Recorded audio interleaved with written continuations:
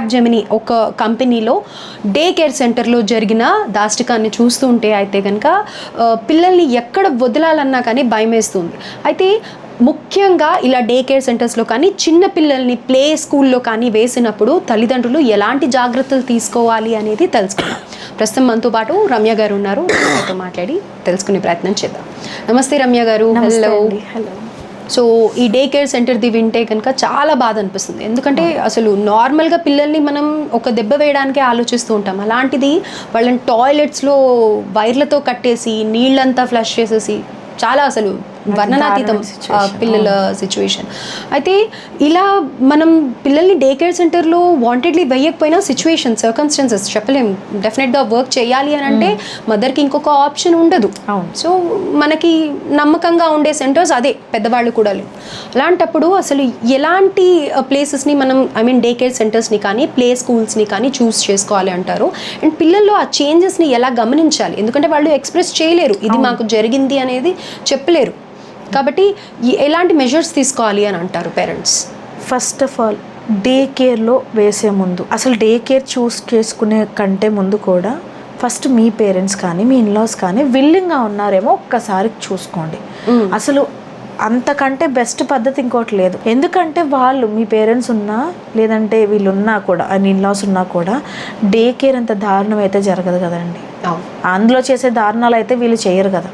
Maybe మీకు కోపడటం మహా అయితే లేదంటే కొంచెం ఎక్కువగా ప్యాంపరింగ్ చేయటం జరుగుతుంది. కానీ డే కేర్లో ఈరోజు మీరు చెప్తున్న దారుణం చూసిన తర్వాత విన్న తర్వాత అసలు ఏంటి ఏమవుతుంది? ఎందుకంటే అంత చిన్నపిల్లలు ఎలా ఎక్స్ప్రెస్ చేస్తారండి ఇది జరుగుతుందని?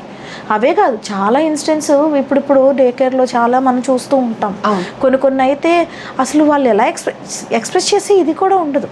వాళ్ళు భయపడతారు, ఇంట్లో నువ్వు చెప్తే నీకు అంతే అని చెప్పేసి. సో వాళ్ళు ఏం నమ్ముతారు? వాళ్ళు చూసింది, అవును నేను రోజు స్కూల్కి వస్తున్నాను, నేను అమ్మకి చెప్తే అమ్మ వచ్చి అడిగింది అనుకో, ఆటోమేటిక్గా వాళ్ళు అంటే ఇక్కడ అమ్మ ఏదో ఒక ప్రికాషన్ తీసుకుంటుంది, అక్కడ నన్ను పంపదు అనే ఆలోచన వాళ్ళకు ఉండదు పిల్లలకి. అసలు వాళ్ళకి ఏంటని తెలియదు. సో కాబట్టి ఫస్ట్ ఆఫ్ ఆల్ ఈ ఆప్షన్ చూస్ చేసుకోండి, ఇన్లాస్ కానీ మదర్. లేదండి మాకు అలా చూసుకునే సపోర్ట్ సిస్టమ్ లేదు, మేము డే కేర్లోనే ఉంచాలి, మీకు వేరే ఆప్షన్ లేదు అనుకున్నప్పుడు ఫస్ట్ డే కేర్స్ని 4-5 చోట్ల కనుక్కోండి. డే కేర్ని లోపల ఉన్న వాళ్ళని నమ్మటం కాదు, బయట పిల్లలు తీసుకెళ్లే తల్లిదండ్రులు ఏదో ఒక విధంగా మనకు తారసపడతారు కదా, పిల్లల బిహేవియర్ ఎలా ఉంటుంది ఆ డే కేర్కి వెళ్ళినప్పుడు, వాళ్ళు ఎలా ఉంటున్నారు, వాళ్ళ పిల్లలు ఎలా బిహేవ్ చేస్తున్నారు, ఏమన్నా చేంజెస్ చూసారా అనేది పాజిటివా నెగిటివా ఇవి కనుక్కోండి 4-5 చోట్ల. ఎందుకంటే తల్లిదండ్రులకు మించి ఎవరు చెప్పరు, రివ్యూ మంచిది ఇవ్వరు. అంతేకాని డే కేర్ వాళ్ళు మంచిగా చెప్పారు, ఇంత ఛార్జ్ చేస్తున్నారు, వాళ్ళ దగ్గర ఏసీ రూమ్స్ ఉన్నాయంట, వాళ్ళే ఫుడ్ పెడతారంట, ఇవి కాదు కనుక్కోవాల్సింది. అక్కడికి వచ్చే పిల్లల తల్లిదండ్రులని ఎలా చూసుకుంటున్నారు, ఏంటి, మీకు ఏమైనా వచ్చినాయా అని కనుక్కోండి. ఎంక్వైరీ తరోగా చేయండి. ఓకే, సో ఎంక్వైరీ తరోగా చేసిన తర్వాత మీకు బెస్ట్ అనిపిస్తుంటే ఫస్ట్ మీ పిల్లలకి ఇంటి నుంచి వెళ్ళేటప్పుడు మీరు చెప్పండి, నాన్న అమ్మిలా నిన్ను ఒక చోట పంపిస్తుంది, అక్కడ నిన్ను ఆడిపించాలి, అస్సలు ఏడిపించకూడదు, నీకు టైం టు టైం ఫుడ్ పెట్టాలి, నువ్వు వాటర్ తాగంటే వాటర్ తాగనివ్వాలి, వాష్రూమ్కి వెళ్తానంటే వాష్రూమ్కి వెళ్ళనివ్వాలి, ఇవన్నీ చేయాలి. వీటికి బదులుగా నిన్ను ఏడిపించిన, నీకు ఇష్టం లేని పని వాళ్ళు చేసిన, ఏం చేసినా నువ్వు వెంటనే అమ్మకి చెప్పాలి. ఇది ఒక 4 ఏళ్ళ పిల్లాడికి ఇన్స్ట్రక్షన్స్ అర్థమవుతాయి. సో కాబట్టి ఇవి మీరు చెప్పి పంపించాలి ఫస్ట్. ఓకే, వాళ్ళకి ఆ డిఫరెన్స్, ఓకే నన్ను ఆడిపిస్తే ఓకే, నన్ను ఏమనుకుని ఉంటే ఓకే, నన్ను ఇబ్బంది పెట్టినంత వరకు ఓకే, నన్ను వాష్రూమ్కి పంపించాలి, ఇవన్నీ చేస్తే ఓకే, ఇవి కాకుండా ఇంకా ఏం ఇబ్బందికరంగా చేసినా నేను వెంటనే అమ్మకి చెప్పాలి. సో అప్పుడు మీ కాన్సిక్వెన్స్ కూడా వచ్చింది. నువ్వు కనుక అమ్మకి చెప్పావనుకో మళ్ళీ ఆ డే కేర్ సెంటర్కి అమ్మ పంపించదు. ఓకే, అమ్మ వచ్చి వాళ్ళని తిడుతుంది, అమ్మ వచ్చి వాళ్ళని ఎంక్వైరీ చేసి ఒక్కసారి వాళ్ళ మంది నుంచి ఆ డే కేర్ సెంటర్ నీకు పంపించదు. అది నిజమైతేనే నువ్వు చెప్పాలి. మరి నువ్వు అబద్ధం చెప్పావు అనుకో, తర్వాత నీ మాటలు ఎవరు నమ్మరు నాన్న. సో నిజంగా అలా జరిగితే చెప్పు. ఒకవేళ నీకు ఇష్టం లేదు, నాకు డే కేర్ నచ్చట్లేదు, వాళ్ళు మంచిగానే ఉన్నా నాకు నచ్చలేదని చెప్పు.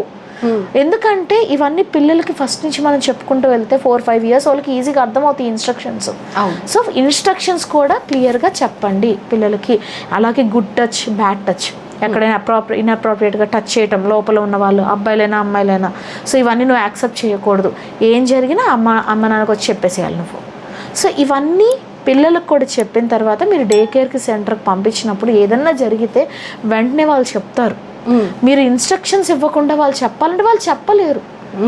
ఎందుకంటే చిన్న చిన్న సిచ్యువేషన్స్ నుంచి వీళ్ళు పెద్దది చేస్తారు. ఒకేసారి పెద్దది చేసేసి పిల్లలు ఒకరు పిక్కి చేసేసి తీసుకొచ్చి ఇంట్లో వదిలిపెడితే అప్పుడు వెంటనే చెప్పేస్తారు పిల్లలు. సో చిన్న చిన్న వాటి నుంచి వీళ్ళు స్టెప్ స్టార్ట్ చేస్తారు. ఫస్ట్ నోరు మూసుకొని ఉండండి అని చెప్పటం, గట్టి గట్టిగా అరవటం, వాళ్ళని కొట్టడం, ఇలాంటి చిన్న చిన్న వాటి నుంచి పెద్ద పెద్దవి వేస్తారు. అలాగే ఇప్పుడు క్యాబ్ జెమినీ లాంటి ఒక పెద్ద కంపెనీలో వాళ్ళు హైర్ చేసుకున్నారంటే ఫస్ట్ ఆఫ్ ఆల్ అలాంటి కంపెనీస్ ప్రొవైడ్ చేస్తున్నారు అన్నప్పుడు మీరు సేఫ్ సైడ్, మరి ఉమెన్కి సేఫ్టీ కోసమే కదా మీరు చేస్తుంది. మీరు ఎవరికి పడితే వాళ్ళకి కాంట్రాక్ట్ ఇవ్వకండి, ఎవరిని పడితే వాళ్ళని హైర్, ఒకవేళ మీరే వాళ్ళకి పెడుతున్నారు, ప్రొవైడ్ చేస్తున్నారంటే ఎవరిని పడితే వాళ్ళని హైర్ చేసుకోకండి. మిమ్మల్ని నమ్మి వాళ్ళ పిల్లల్ని ఇక్కడ పెడుతున్నారు, మీ కంపెనీ కోసం వర్క్ చేస్తూ వాళ్ళ పిల్లల్ని ఇక్కడ పెడుతున్నారు. అప్పుడు మీరు ఎలా చూసుకోవాలి? Very important. అలాంటి కంపెనీస్ పెట్టేటప్పుడు 4-5 సార్లు వాళ్ళ బ్యాక్గ్రౌండ్ ఏంటి, వాళ్ళు ఎలా ఉంటున్నారు, పిల్లలతో వాళ్ళ బిహేవియర్ ఎలా ఉంటుంది, ఎప్పటికప్పుడు చెక్ చేసుకుంటూ ఉండాలి. స్టాఫ్ అలా కానీ ఎలా పడితే అలా వేస్తే ఈరోజు చూడండి అది బయటకు వచ్చేవరకు ఎవరికి తెలియదు. What about the CC camera? అంటే మనం చాలా వరకు స్కూల్స్లో కూడా చూస్తూ ఉంటాం, ప్రతిదీ రికార్డింగ్ ఉంటుంది. బయట మోస్ట్ ఆఫ్ ద టైమ్స్ ఉంటాయి, క్లాసులలో రేర్గా ఉంటుంది. కానీ ఈ చిన్న పిల్లల డే కేర్ సెంటర్స్లో సీసీ కెమెరాస్ ఇంపార్టెంట్ అంటారా? అండ్ ఆ ఫీడ్బ్యాక్ తీసుకోవడం కూడా మనకి అవసరం అంటారు, ఆ ఫీడ్ అంతా కూడా? సీసీ కెమెరాస్ ఇంపార్టెంట్, కానీ ఇక్కడ వీళ్ళు ఏం చేస్తారంటే యాక్సెస్ ఇవ్వరు. మా దగ్గర సీసీ కెమెరాస్ ఉన్నాయి అని అన్ని వైపులో చూపిస్తారు. ఎవరికి ఇవ్వాలి? మీరు సీసీ కెమెరాస్తో పాటుగా వాటి యాక్సెస్ తల్లిదండ్రులకు ఇవ్వండి, అప్పుడు మిమ్మల్ని నమ్ముతారు. మీరు యాక్సెస్ ఇచ్చి చూడండి. మీ మీద నమ్మకం లేక చూసుకోవడం కాదు, వాళ్ళ పిల్లలు వాళ్ళు మిమ్మల్ని నమ్మి ఇక్కడ పెట్టినప్పుడు మీరు ఎంత బాగా చూసుకున్నారు వాళ్ళకి తెలియాలిగా. ఆ మదర్ కూడా సేఫ్టీగా ఫీల్ అవుతారు కదా. కాన్సంట్రేషన్ ఇప్పుడు మనకి వెస్ట్రన్ కంట్రీస్ ఉంటాయండి, ఎంతో మంది డే కేర్ సెంటర్స్లో. అక్కడ ఏం జరుగుతున్నాయి, ఇక్కడ ఎందుకు జరుగుతున్నాయి, మనకి కంటిన్యూస్ మానిటరింగ్ ఉంటుంది. తల్లిదండ్రులు ఆఫీస్లో కూర్చొని వాళ్ళ డే కేర్ సెంటర్లో వాళ్ళ పిల్లలు ఏం చేస్తారు వీళ్ళు ఇక్కడ చూస్తారు టైం టు టైం. 2 ఏళ్ల పిల్లలు కూడా డే కేర్లో, సంవత్సరాల పిల్లలు కూడా డే కేర్లో హ్యాపీగా పెట్టగలరు వాళ్ళు అక్కడ. కానీ మనం వదిలేయగలమా? అమ్మో ప్రాణం పోతుంది ఫస్ట్, అమ్మో ఏమవుద్ది, ఎందుకు వచ్చి వాళ్ళు మన దగ్గర ఉంచుకుందాం అంటే. ఆ డే కేర్ నుంచి తీసుకొని వచ్చేటప్పుడు అబ్జర్వ్ చేయాల్సిన థింగ్స్ ఏంటి? ఫస్ట్ థింగ్, మీరు డే కేర్కి పంపక ముందు మీ పిల్లలు ఎలా బిహేవ్ చేసేవాళ్ళు, హ్యాపీగా ఆడుకునే వాళ్ళ, వచ్చిన తర్వాత మాట్లాడే వాళ్ళు ఎలా ఉండేది అబ్జర్వ్ చేయండి. డే కేర్ జాయిన్ చేసిన తర్వాత వాళ్ళలో ఏమన్నా అంటే సడన్ నమ్నెస్, యాక్టివ్నెస్ పెరిగితే ఏం కావాలా, మంచిదే, యాక్టివ్గా ఉన్నారనుకోవచ్చు. ఆ ఉన్న యాక్టివ్నెస్ కూడా పోయిందనుకోండి, ఏదో తప్పు జరుగుతున్నట్టు. అది ఎక్కడ జరుగుతుంది అనేది తల్లిదండ్రులకే తెలిసింది. ఫర్ ఎగ్జాంపుల్, బాగా ఆటలాడుకునే పిల్లలు సడన్గా మాట్లాడకుండా, టీవీ చూడకుండా, ఏదో ఇంట్రెస్ట్ చూపించకుండా ఉండటం, లేదా ఏదో అట్లా ఒకే వైపు చూస్తూ కూర్చుండిపోతారు. ఏం ఆలోచించాలో తెలియదు, వాళ్ళ మైండ్లో రకరకాలుగా ఉంటాయి కదా. సో అలా చూస్తూ ఉండిపోవటం, ఎక్కడికైనా తీసుకెళ్ళినా కూడా ఇంట్రెస్ట్ చూపించకపోవటము. ఇంతకుముందు ప్లే ఏరియాకి తీసుకెళ్తే ఆడుకునే వాళ్ళు ఇప్పుడు ప్లే ఏరియాకి తీసుకెళ్ళినా కూడా మమ్మీ ఇంటికి వెళ్ళిపోదాము, ఇక్కడ వద్దు, ఈవెన్ అక్కడికి వాళ్ళ దగ్గరకు కూడా వెళ్తుంటే ఏడ్ చేస్తారు. నేను పోనమ్మా, నేను పోను, నన్ను వద్దు మమ్మీ, నాకు వద్దు మమ్మీ అని. అంటే ఇప్పుడు నేను వెళ్ళను అంటే స్కూల్ ఇష్టం లేకుండా వెళ్ళను అని చెప్పటం వేరు. కానీ ఇక్కడ నేను వెళ్ళను అని చెప్పేవాళ్ళు చాలా సాఫ్ట్గా, అంటే మమ్మీ నాకు వద్దు, ఒక రకమైన భయంతో చెప్తారు. వాళ్ళ ఫేషియల్ ఎక్స్ప్రెషన్స్ గమనించటము, వాళ్ళ తిండి విషయం కానీ, వాళ్ళు మాట్లాడే విషయాలు కానీ, ఇవన్నీ గమనిస్తూ ఉండాలి. కొన్నిసార్లు కొన్ని క్వశ్చన్స్ అడుగుతారు. ఆ క్వశ్చన్స్ అంత చిన్నపిల్లడికి ఆ క్వశ్చన్ రావడం ఏంటి, వీడు ఎక్కడో సోషల్ మీడియాలో చూసాడులే అనుకోవద్దు. వాడికి ఆ క్వశ్చన్ సోషల్ మీడియాలో చూసిన ప్రతిదీ పిల్లలు వచ్చి అడగరు కదా, వాళ్ళు అది ఫేస్ చేస్తేనే అలాంటి క్వశ్చన్స్ అడుగుతారు.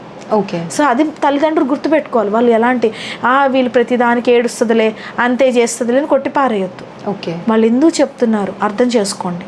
ఫస్ట్ వాళ్ళతో మాట్లాడండి కూర్చొని. వాళ్ళని 4 ఏళ్ల పిల్లలు కూడా నమ్మైపోతారు, ఆడుకునే పిల్లలు సడన్గా ఆడుకోవడం మానేస్తారు. ఇలాంటివన్నీ గమనించుకుంటే ఆటోమేటిక్గా ఏదో తేడా జరుగుతుంది, అదేంటో అబ్జర్వ్ చేద్దాం, అప్పుడు మీకు ఒక అవగాహన వస్తుంది. ఎక్స్ట్రీమిటీ ఏదో జరిగిపోయిన తర్వాత అప్పుడు అమ్మో అనుకుంటే ఏం ప్రయోజనం లేదు.